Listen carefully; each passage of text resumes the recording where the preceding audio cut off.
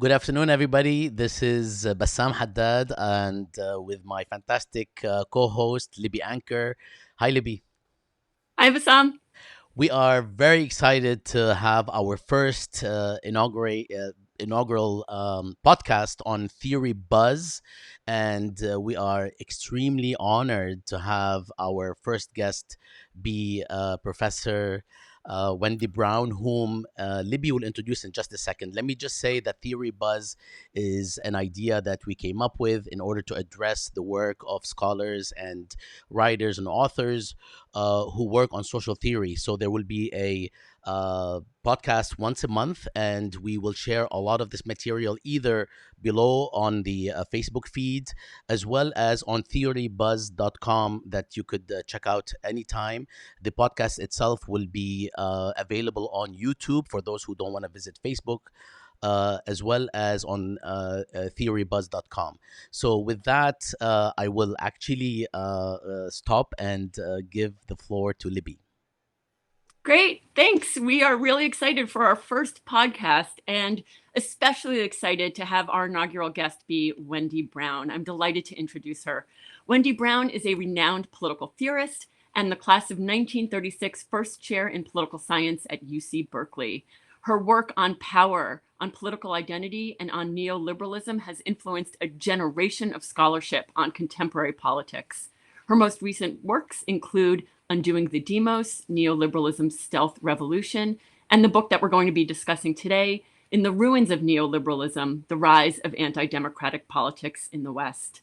Wendy's books have won many prizes and have been translated into 20 languages. It is our sheer delight to have Wendy here today.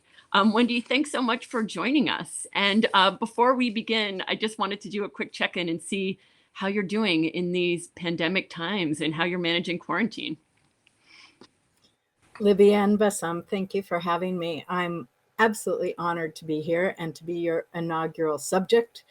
This podcast just seems like a fantastic idea, the idea of bringing political and social theory to the bigger world, and the things that we do inside the academy outside, as well as inside, just seems great to me. So congratulations on the podcast, and I look forward to talking with both of you. I'm doing fine. I'm the lucky, part of the lucky crowd. I have my work, I have my income, I have my house, I have my health care, I have my well-being, and it's a world, as we know, that has revealed all the stratifications and inequalities and precarities through the pandemic. And it's no surprise that those of us who have all of those things are doing pretty well, and that mental and physical and social health declines as you move through the stratification ladder. So that's the short and political answer to how I am. Great, thanks. I should add one thing. My great salvation during the pandemic has been swimming in the San Francisco Bay.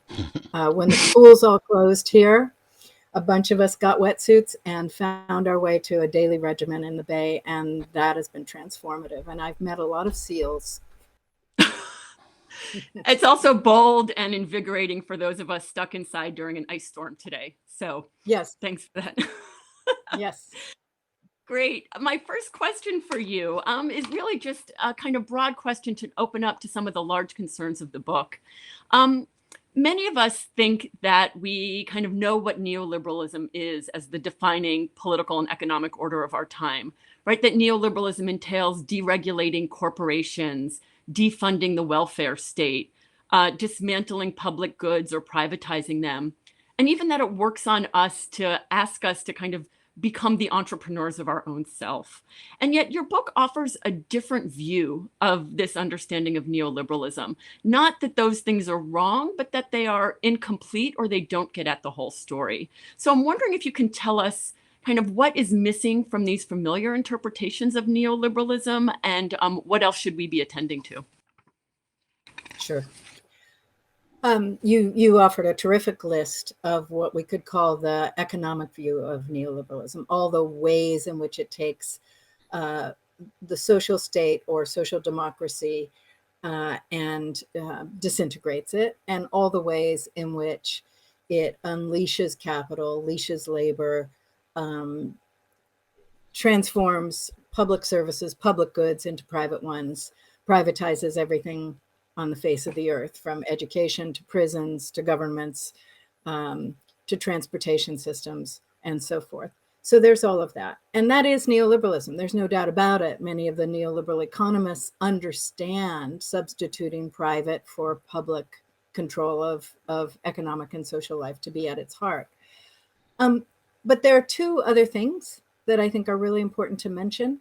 The first is one that you already touched on very briefly, which is the extent to which neoliberalism from the beginning, even out of the mouth of Margaret Thatcher, one of the openly card-carrying neoliberals of the 80s, was always a project of a different way of constructing society and governing the self. The way Thatcher put it was, economics is the method, but the aim is to change the soul of human beings. And what she meant by that was cutting dependency on the state, eliminating the idea that we were a society and care for each other through that and through democracy and through the state, and instead becoming individually responsible for ourselves, self-investing, entrepreneurial, all the things our students know so well.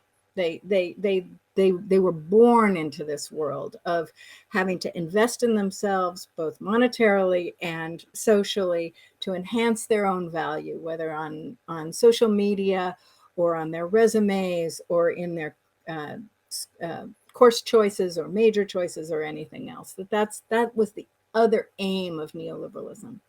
But in addition, neoliberalism was rolled out as a whole different way of governing every institution, not just public and social ones, but also private ones. Schools are an example, but so is every business. The idea of entrepreneurializing every corner of every institution and every endeavor and activity. So the idea of neoliberalism as a form of reason, a form of governing, is a really important supplement to understanding neoliberalism simply as economic policy. And that's what most of us mean when we say all of society has been neoliberalized, that it's been that it's now governed by neoliberal reason. But there's one additional thing that I take up in this book that I think has been missing from most accounts, not all, but most accounts of neoliberalism. And that has to do with the fact that neoliberalism was never understood by its founders or by most of those who helped roll it out as merely replacing every form of governing ourselves, conducting ourselves, and organizing society with markets, but also with traditional morality. What do I mean? That what neoliberalism argues, whether in Hayek or Friedman or this odd group of neoliberals known as the ordo liberals, or many of the American Virginia School public choice neoliberals, what they all understand is that markets are one form of natural, as it were, organizing of us. But what Hayek calls evolved moral systems, that's the other form. So what's the significance of this? That what neoliberal reason does, once it really takes hold in society, is challenge the idea of democratically legislated norms, social justice, redistribution, what we today call racial justice, gender justice, and those sort of things, with the two legitimate forms of order that neoliberalism anoints: markets and traditional morality. Why are they legitimate? Because they evolved without states. They, according to the neoliberals, they evolved without the coercion of law or the coercion of legislative acts. Now, what's significant here, and I'll wrap this up now, is that this is essentially a challenge to democracy, to democratically determining how we should live, what is just, what is unjust, who should have what. It's a challenge to democracy and an attempt to dethrone democracy in favor of letting all those questions be answered by traditional morality on the one hand, and markets, market distributions, market competition on the other. Traditional morality, I will just add as a final point, comprises, of course, the family, what we could call normative patriarchalism, and so forth, but also the traditional order that we understand today to be stratified by race and even colonialism. That is to say, whatever evolved over time, the supremacies, the hierarchies, and so forth, are treated as essentially evolving because they served and the needs of human order and human beings, and in that sense aren't right in an absolute sense, but right in the sense of providing order and the good. And that's what neoliberalism seeded or set out as the seedbed for what was already a churning racism in most of the West, hailing from slavery, from colonialism, from native dispossession, and so forth. I promise the rest of my answers will be shorter, but we had to get that. No, we love it. Okay. You're on point, and actually we should have shared that this is an hour-long podcast, so we do have some time, except that we also do have some questions. And as we shared with Wendy before we came on live, we have about 2 or 3 days worth of questions, but she said maybe that's a bit much, so we'll wrap up in an hour. Wendy, thank you. Some of these questions might overlap, but we'd like you to to emphasize and hone in on some points. A key part of your argument is that neoliberalism foments rebellion against democracy. You write that, and I quote here: neoliberal rationality prepared the ground for the mobilization and legitimacy of ferocious anti-democratic forces in the second decade of the 21st century, and that because of these forces, another quote, politics becomes a field of extreme and uncompromised positioning, and liberty becomes a right of appropriation, disruption, and even destruction of the social. So, a couple of questions. First, what makes democracy so reviled? And second, how does the attack on democracy unite both hard right authoritarians on the one hand and traditional neoliberal individualists? Great. So the attack on democracy, just to extend a little the argument that I already made, is really an attack on the idea of legislating social policy, social justice, distributions, regulations, and so forth, instead of letting the market run free and traditional moral order do its work.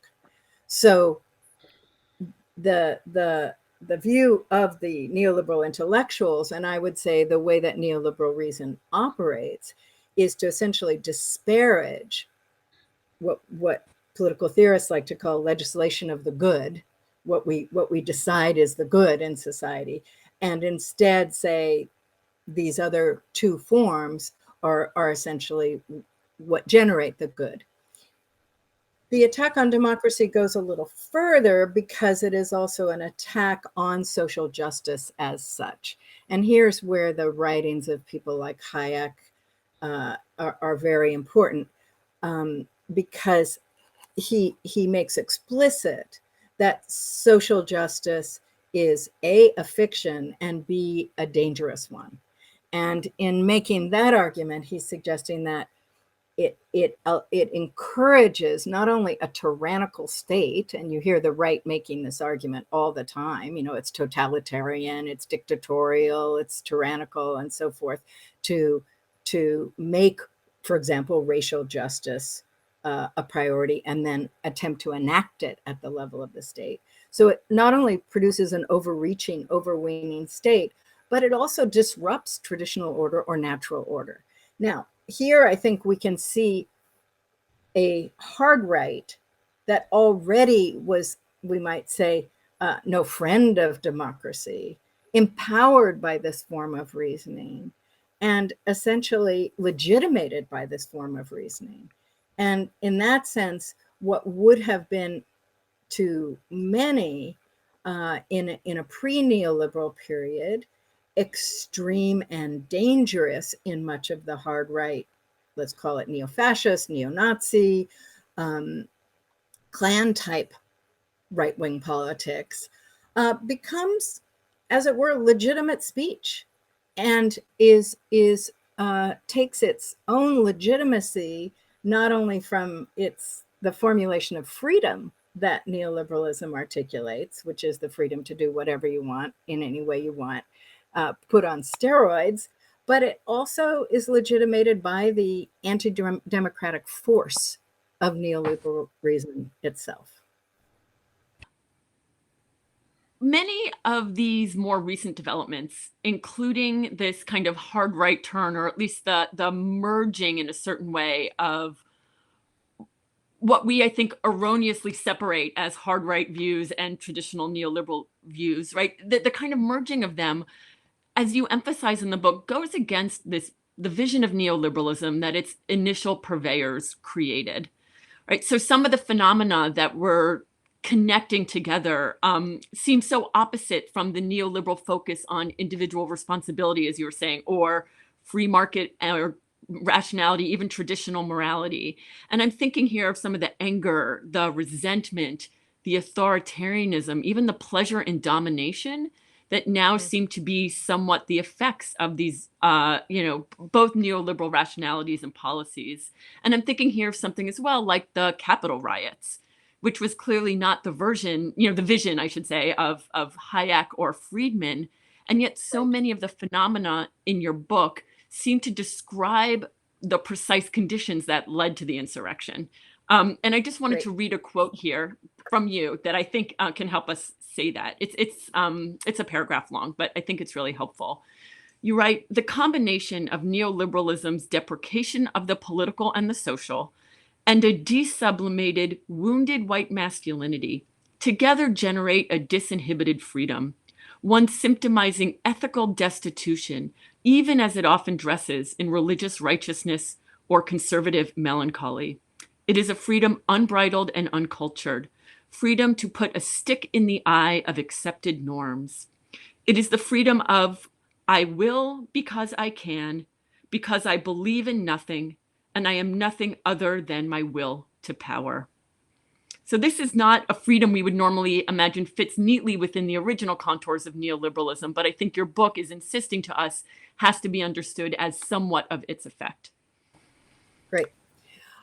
All right. So this is a whole other point in the book itself, and I think in what needs to be our thinking today, which is to move away from the original architecture of the neoliberals to understand what the effects are of a form of neoliberal reason that are not, as you say, effects that they intended, or that many who were either, we could call them economic neoliberals or social or governmental neoliberals, intended. And that is precisely neoliberalism's intersection with a deep rage about class and race displacement from a certain entitled or expectation about what the working and middle, the white working and middle classes in the Euro-Atlantic world thought they deserved, and would continue to have. But also, I think what's really important is to see where the neoliberals just didn't understand that the vision they had, which I'm going to say just a little bit more about in a second, neglected something very important. The vision they had was of an absolutely pacified, because entrepreneurialized and responsibilized, I'm going to explain those words, population. That is, if everybody's responsible fully for their own individual lives, for taking care of everything from their sustenance to their education, to their retirement, to their householding. That's what they are in a neoliberal understanding supposed to be busy with. And the assumption was that a fully responsibilized society, a society in which everyone is responsible for themselves, is far less politically agitated than a more democratized one, than a society in which we are active democratic participants in arguing about and determining what the common good is. So they imagined this essentially neutralization of political energies. And they also imagined a state that propped markets and morals without intervening in them, just propped and supported them, but itself was not active, agitated, and highly politicized. Essentially, they were trying to get away from all the fascist tendencies out of which neoliberalism was born contextually, the fascism of Europe in the 30s. So neutralize the population, technocratize the state, and what do you end up with? A calm, orderly capitalist society full of inequality, but not full of all the rancor and resentment and mobilization and agitation that previous decades had featured and that they thought social democracy would also feature. And what we have instead is what you just depicted and what we've witnessed over the past 15, 20 years, which is a deepening political mobilization and agitation on the part of both right and left. So what does this mean? What was being neglected, I want to suggest, by the neoliberals is not so different from what is neglected by early 20th century Marxists as well, and experiments with Marxist states, namely the whole domain of political life and emotional life that needs to be attended to theoretically, practically, and we could say at the policy level, if we are to really try to make a just and orderly society, whether it's the neoliberal version, which has no attraction for me, and I assume most of your listeners, or whether it's a more socially just democratic version. In either case, you don't extinguish or expunge the political and political energies, which is exactly what the neoliberals imagined their order would do. And in either case, we have to take seriously the complex subjectivities, psychic formations, social psychic formations that arise in response to all kinds of things, not only economics, not only social conditions, but also something I talk about toward the end of the book, the steady development of what Nietzsche diagnosed as nihilism, the experience of a world without values having foundations, and also the steady development of a world in which horizons start to, as it were, disappear into the mist as we become more and more globalized, and all kinds of fear, rage, rancor, resentment, anxiety, we could even say madness, are the result. And these are things that the neoliberals, had nowhere on their radar, and are part of the reason that we end up with what I call a Frankensteinian version of neoliberalism, rather than the one that its architects imagined. Thanks, Wendy. Before we move forward, we're going to take a 5-second break. And Elizabeth or Libby said that it is okay for me to say this is not a pee break. It's just 5 seconds. So we'll be right back.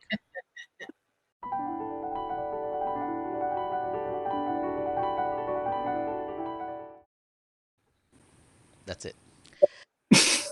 Yeah, I promise you it's quick. Libby was right.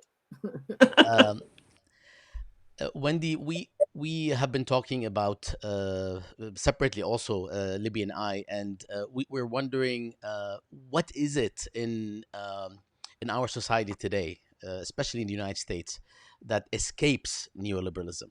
You share that nothing is untouched by neoliberalism, but you also share that we cannot reduce all phenomena or outcomes to neoliberalism. Can you address this? And I'll share a quote from the book, and the quote is: "The argument is not that neoliberalism by itself caused the hard right insurgency in the West today, or that every dimension of the present from the catastrophes generating great flows of refugees to Europe and North America to the political siloization and polarization generated by digital media can be reduced to neoliberalism. Rather, the argument is that nothing is untouched by a neoliberal mode of reason and valuation, and that neoliberalism's attack on democracy has everywhere inflected law, political culture, and political subjectivity, unquote.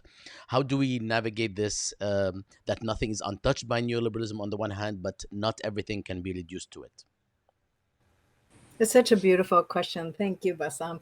I think navigating is exactly the right verb here, because it is so tempting once one has something like an analytic framework for understanding a very big and important set of powers in the world to start pouring everything into them. And we've all had that experience, and we've all seen our students have that experience. You finally get it, you know. And I had this experience for the first time as an undergraduate reading Capital, and it was an amazing moment. Capitalism explained everything from love and food to stop signs and my dreams. And on top of that, of course, all of the inequalities and commodifications and fetishisms and so forth in the world. And we've all had that moment. I think most intellectuals also have to be very careful, even after that undergraduate experience of it, about what I would call the will to power in an idea, which is a moment where one has an appreciation of a certain logic or a certain window on something, and the excitement about expanding the reach of that thought overtakes us. And I think a beautiful way to see this is in somebody like the work of Michel Foucault, because he was the master teacher of anti-totalization in thought. He was the guy who said, there is no one big explanatory system or set of concepts or anything else. And it's why each of his genealogies on madness, on sexuality, on prisons and discipline and punishment drew on different things and produced different understandings of the webs of power, even in the same age. He might be looking at the same century or the same epoch in each case. And yet, to read any of Foucault's genealogies is to find oneself in that very will to power, where you suddenly see the power of confession or the power of discipline everywhere. And I think it overtook Foucault himself in the course of his genealogy. So that problem that you have given us, which is how do you simultaneously get hold of something like systemic racism, like patriarchy, like neoliberalism, like colonialism, like climate change, like the emergence of authoritarian, anti-democratic liberal regimes in Western democracies everywhere? How do you theorize those without being totalizing? And I think that the answer is to have that conversation just going on in your head all the time. So let's now bring it to what you just asked about. I do believe that it is difficult at this point to find, as it were, an uncontacted tribe vis-a-vis neoliberalism. It's very hard to find a people, an activity, a thing that hasn't been inflected in some way by neoliberal reason and neoliberal economic and social effects. At the same time, it would be a terrible mistake to treat, for example, the emergence of Black lives as a neoliberal effect or a retort to neoliberalism. It's a response to a long history of systemic racism in the United States that certainly has neoliberal inflections here and there and can be connected to certain aspects of neoliberalism, but there's no reason to reduce it or to put it under that umbrella. So that's where I just think, we can find things that are, as it were, independent in their origin or in their development, and at the same time recognize and be alert to the ways that they're touched by it. I want to suggest that I do think those who treat something like the social anxiety ubiquitous in, say, Gen Z and millennials, to not see the contribution of neoliberalism to that is to really miss something big. So to reduce it to neuroscience on the one hand, or to economic conditions on the other, rather than understanding the hamster wheel that neoliberalism has put every young person on in terms of building their own brand, building their own value, fear of falling through a now non-existent safety net, and also fear of having no existential future at all, collectively or individually. We must bring neoliberalism to understanding that without reducing it to neoliberalism. Thank you very much. We're going to take another quick break. It's a 5-second break, and we'll be right back.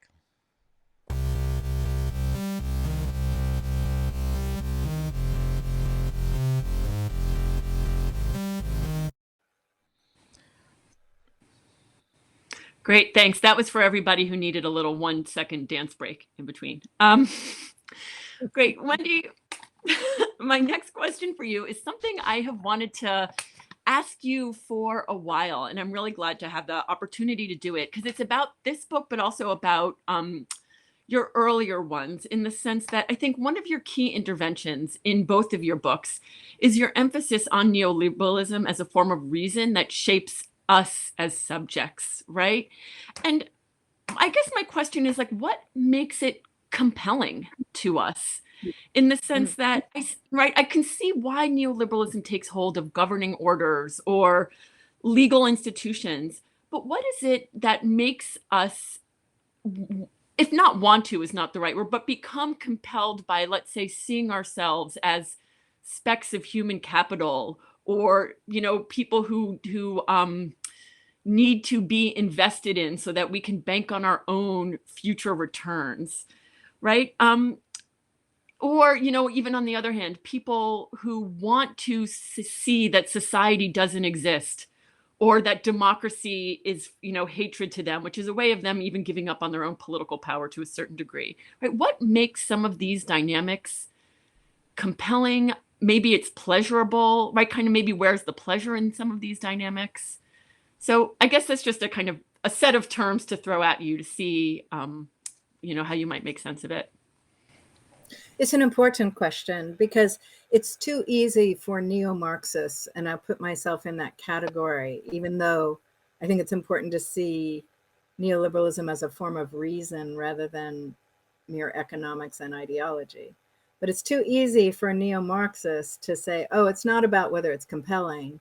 It's what, again, Thatcher got right in the acronym TINA, there is no alternative. It's that society governed by neoliberal norms leaves you no option. And let me just run that argument out before getting to your answer, your question. The argument here is that, the young entrepreneur, the young musician, or the young techie who does not entrepreneurialize herself, who does not work on her brand, her value, and does not, as it were, take up the neoliberal imperative to self-provide, self-enhance, self-invest, will fail. Can't survive. It can't be done. And I think many of us see this in academia all the time. There's that kind of repellent side of the neoliberalization of academia, where everybody's promoting their books and their little invitations and their this and their that all the time. And it can be quite disgusting and quite alienating. But that's easy for me to say. I don't actually have to do it to survive. Most of my graduate students have to. I mean, all of them have to. They can't afford the I am just an intellectual and I shall be discovered or valued or not. They have to engage in that branding and promotion. So that's the Tina answer. The answer that says we don't have to talk about what makes it compelling. We just have to ask why are people compelled to conduct themselves according to neoliberal reason. But I also think there is an attractiveness for many, and Foucault gave us a hint of this, the freedom, the self-invention, the self-crafting that at some level is on offer. Whether it's the invitation to be an Uber or Lyft driver on your own terms, your own hours with your own car, and shut down when you want to and come back when you want to, that is the gig economy more generally, is among other things an offering of you do it your way. You don't have to be, the little slave labor for life of a company that has your pension and has your benefits and therefore controls you. No, it's all up to you. You make it, you decide when, where, how, you go off the grid, you come back on the grid, and so forth.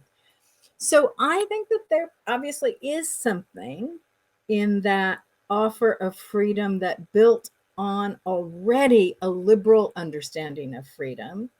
You're a self-made, self-crafting, self-choosing creature who decides what you value, what you want to do, and so forth.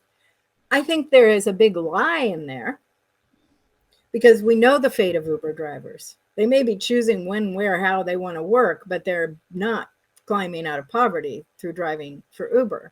They may be deciding that Tuesday afternoon they'll go take care of the kids instead of driving, but that doesn't mean they're making ends meet, have health care, have a pension, or have what they need to get daycare that's high quality and protected and safe for their children so that they can get on with their own education or something else. So the idea of individual freedom, obviously built on an already strong feature in liberal societies, and I think does attract. At the same time, I suspect you've had this experience, Libby. Whenever I began in a class to explain human capital and what it takes to keep its value up, and I'm basically explaining students' lives for the last 10 years to them, what it took to get to college, to get to this classroom, to try to stay awake in this class, to do all that they've done. I have yet to hear one say, oh yeah, I love that. Usually what you get is a groan of recognition and oh my God, what else might be the alternative? There's often only then a realization that this is not the only way that life could be organized, that humans could be organized, that humans could be valued, but that sense that you could actually be part of something bigger than yourself, have social direction, have common cares, be engaged in something that fundamentally cared for the species on the planet rather than threw them into survival mode all the time. Most students respond to that with a recognition of horror, even if it looked attractive. So I think that is the other answer to your question, that there's something compelling without fully reckoning with the ways the bottom's falling out, the anxiety is rising, the constant fear of falling off the cliff is present, and so forth. Great, thanks. That leads to a question that I think Bassam had about pedagogy. If maybe we want to go there. Yeah, I mean, one of the things we'd like to do. Thank you, by the way. That was wonderful, and I mean, there are so many other questions, but we're trying to keep it to an hour. And my our discussion earlier separately also focused on how we could address the material that you're sharing, and future guests will share in pedagogic terms, or how do we actually teach this material, or what is it that you might share with us that would be helpful for educators in the classroom? How does this look like you as in terms of how to teach neoliberalism and how you make neoliberalism speak to also the students' experience? That realm of pedagogy is something that we'd like to add to our discussion. If you have any thoughts on that. Yeah, it's not easy for a number of reasons, not least because I actually find neoliberalism immensely complex, variegated, and differing over different times and places.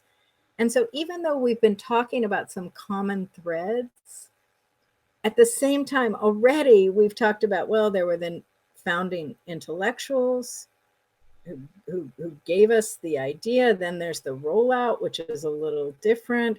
There's its economic policy, there's its governing policy, there are the early experiments in Latin America. There's the way that the IMF essentially was administering and governing the so-called developing world through neoliberalism, long before people in the global north really got what it was. That whole period in the 70s, when the IMF was already discovering what you could do with debt and austerity and so forth. So I've never taught a whole class on neoliberalism. I've never actually wanted to. I mostly really continue to like teaching classic works in political theory, and also kind of coming at contemporary topics a little bit more sideways. But I have found this in the times when I have taught graduate seminars that have had neoliberalism as a focus. It works better if there's something else going on. And what I mean is, I once taught a Marx and neoliberalism course.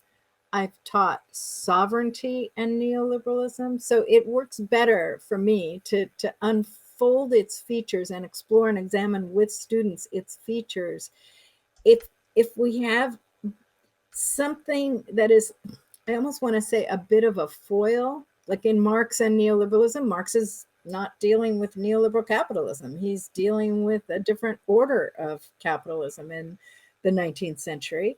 And that helped bring into sharpness, into relief, what is distinctive and what is not distinctive about neoliberalism, but also what's maybe missed by some of the great Marxist thinkers who have attempted to treat neoliberalism but aren't willing to leave Marxism in order to do it.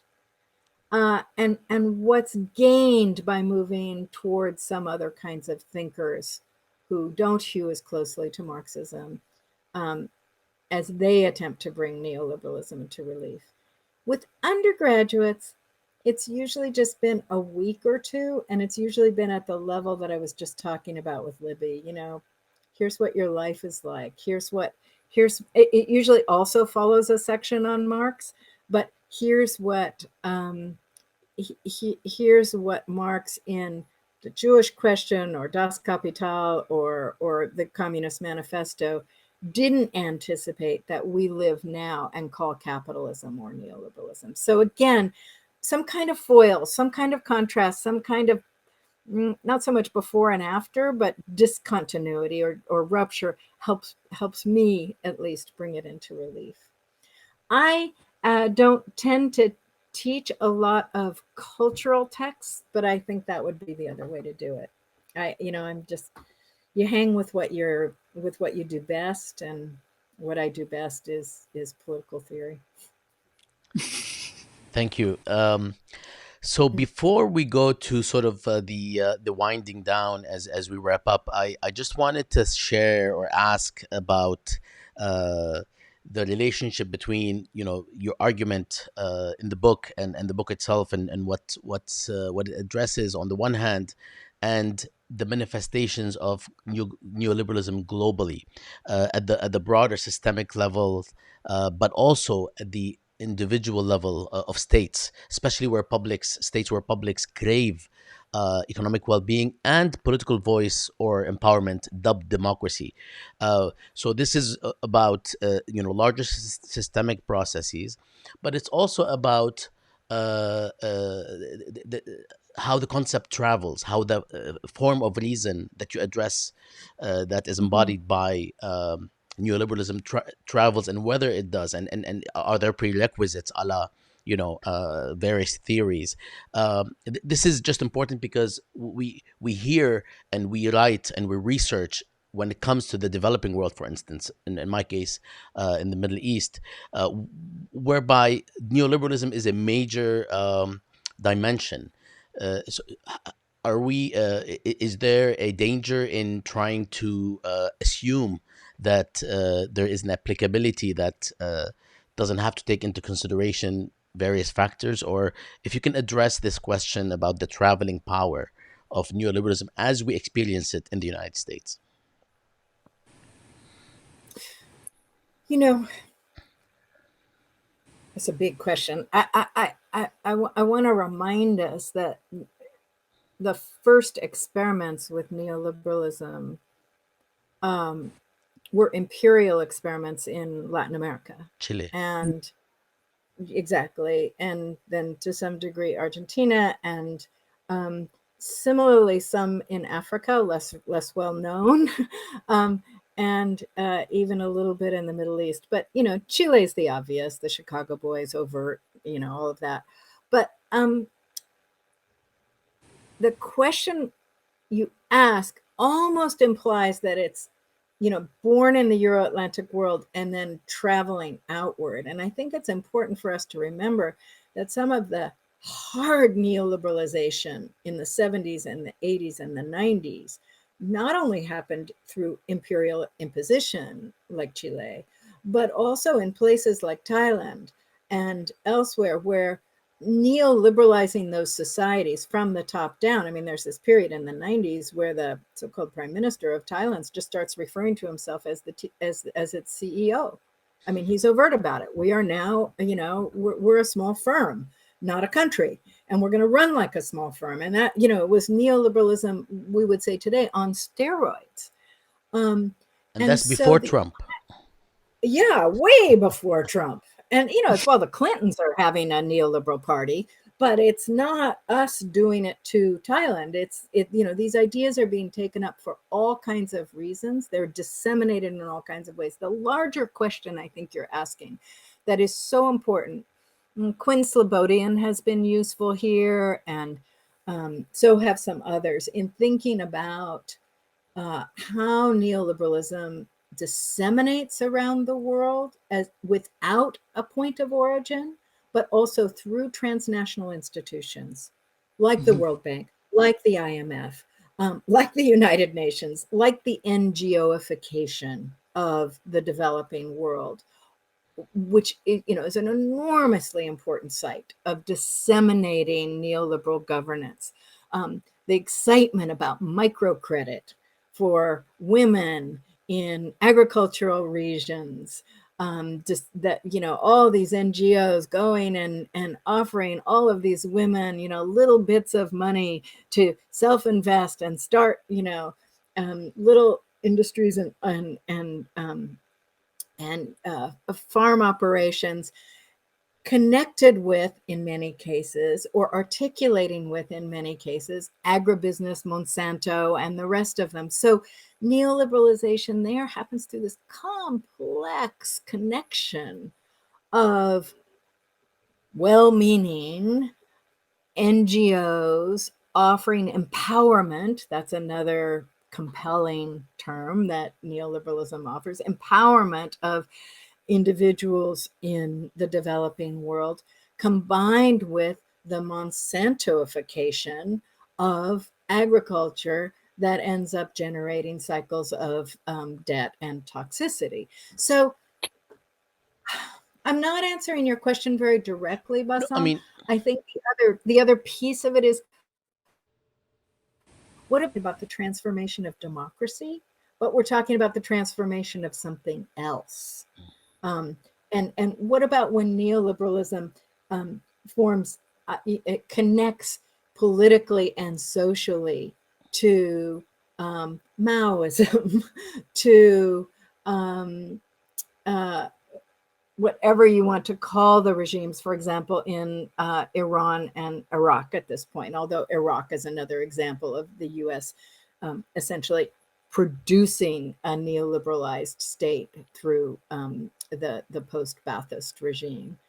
I think one can even see it in the neoliberalization of Palestine through Israel, through the United States, through forms of aid and governance and so forth. But the dissemination question, I'm just throwing things at it rather than answering it very systematically. No, I mean it's a very difficult issue because we have, of course, a huge expanse and very different types of cases. Some without quote unquote the trappings of democracy. However cynical we want to be about the definition of democracy in the West.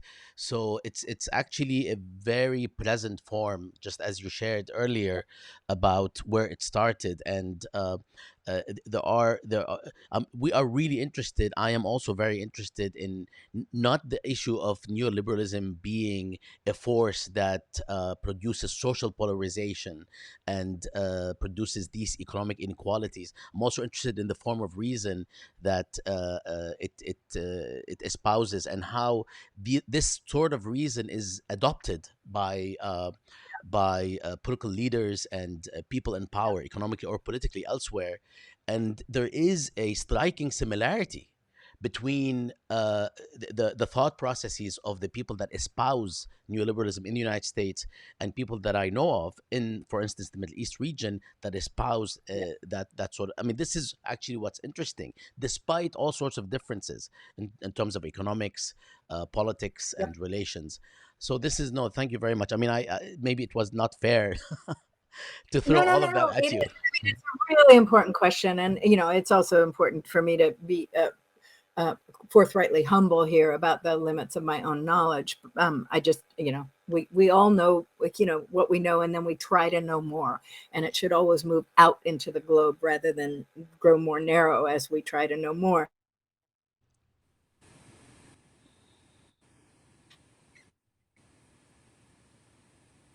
Okay, this seems to be a good time to take a 5-second break and see if Wendy's connection comes back.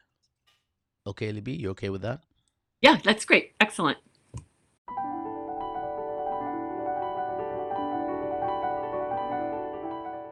Great. And this is our final question. And, in 3 minutes or less,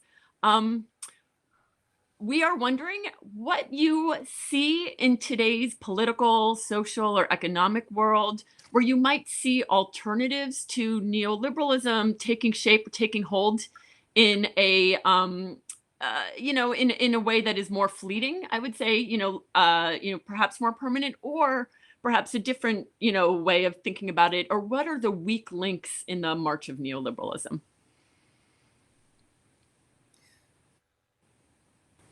Well, I think there are plenty of weak links revealing themselves right now, despite Biden going back to Larry Summers for his economic consultation at the beginning of his presidency, which I think astonished a lot of people.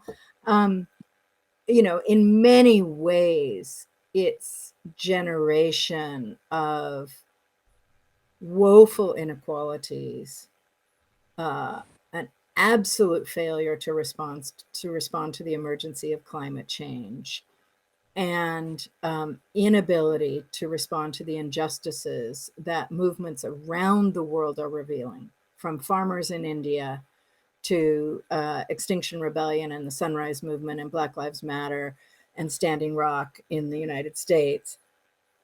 I think there are many ways in which neoliberalism is, as it were, discredited today, especially called into question by a younger generation.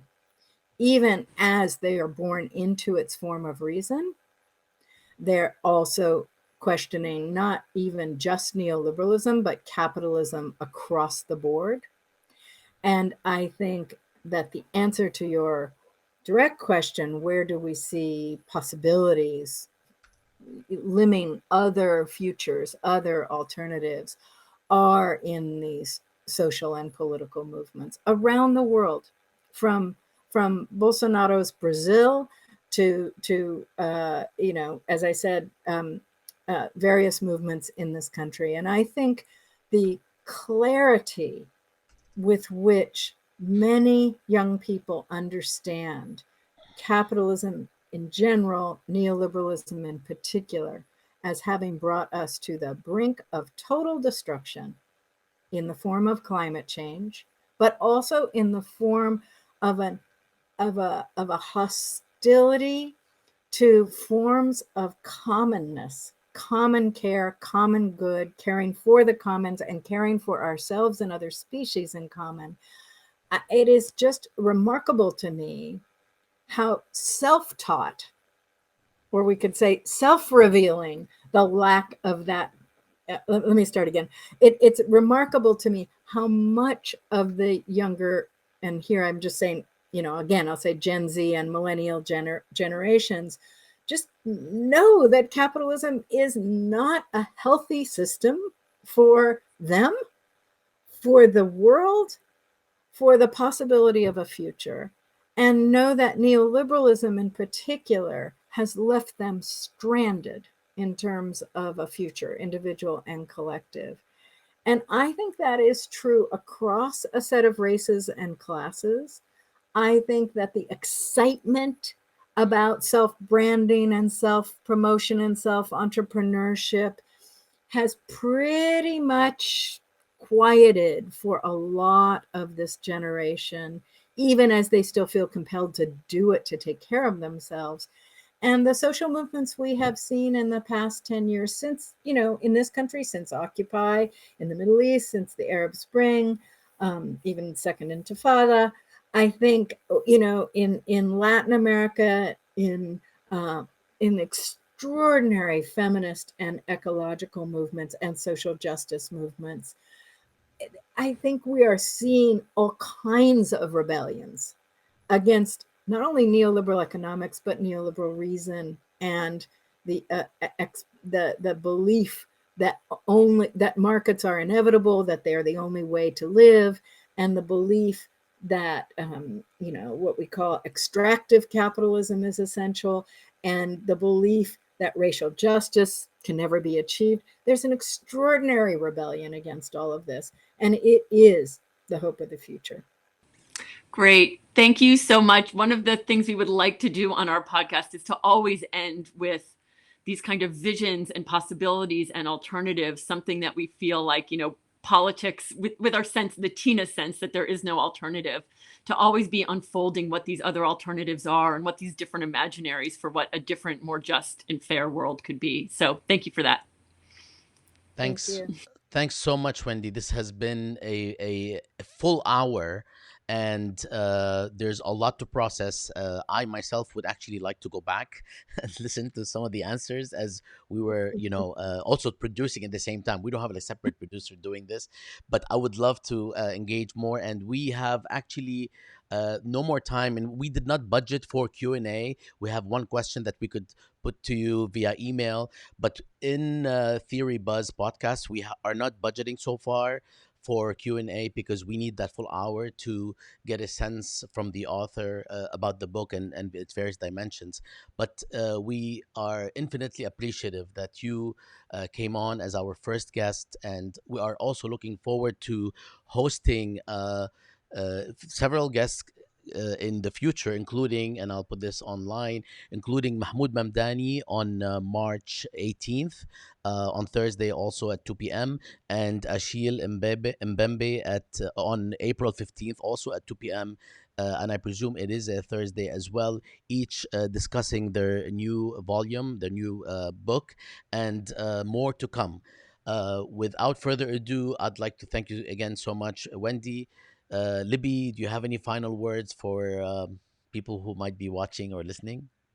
No, just thanks for tuning in, and we're looking forward to continuing the conversation. And thank you again, Wendy. We're really grateful to get a chance to chat with you and hear your insights. Absolutely. Bassam and Libby, thank you for great questions and indulging my long answers. And I will say to your audience, they're incredibly lucky to have Mahmoud and Achille next. So go forth. Thank you. Thank you very much, and everyone. All right, take care, Wendy. Thank you so much, and everyone else watching. We will be producing this podcast and placing it on various platforms, including YouTube, iTunes. And it'll always be on theorybuzz.com in audio form. So you can watch or you can listen. You can download it on iTunes just via audio and just stick with us for another few months of these episodes, and we'll see you soon.